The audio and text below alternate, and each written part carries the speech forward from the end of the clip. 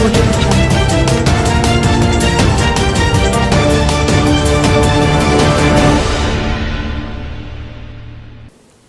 As the last polio endemic country in the African continent, Nigeria passing 3 years without any case of wild polio virus is a step towards certifying the entire WHO African region free of polio by middle of next year.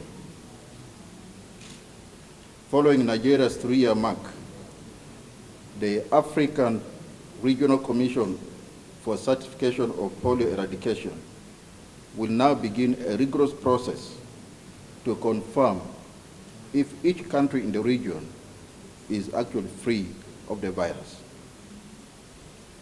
Nigeria equally will submit the final data for evaluation by March 2020, provided, of course, there is no any case recorded. If the data confirms 0 cases, the entire African region, of course, could be polio-free by middle of next year.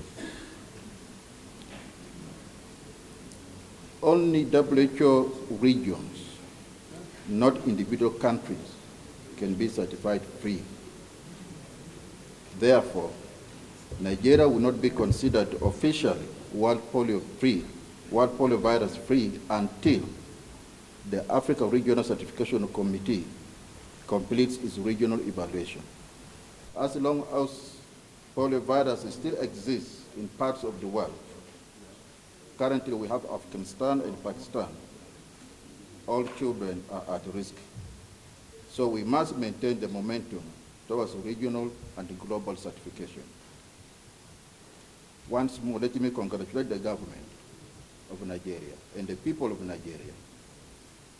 And I'm pleased to assure WHO's full support in the last mile towards regional and global certification. Our governors, our commissioners of health, our heads of health facilities, those health workers who work in our primary health care centers. These are now the people who have been part of this effort, and we couldn't have reached this point without them, but now they really need to take the lead. Because for us to move forward to truly achieve the elimination of polio, we really need to be able to get those routine vaccination systems working.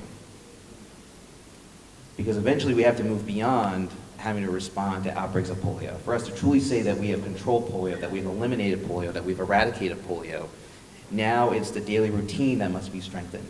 And so I want to issue a challenge to all those who are listening, and hopefully to our colleagues in the media, these messages will be broadcast widely. That now's a time for everybody to come together and really think through that provision of the routine health care, which is what keeps our children healthy and prevents us from having to respond to disease, but rather focuses on preventing it.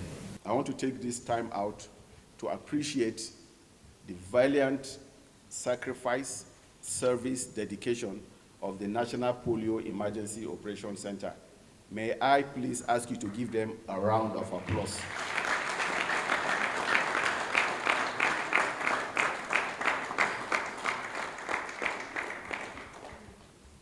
Under the leadership of the National Polio Emergency Operations Center, we were able to bounce back from near defeat in 2016.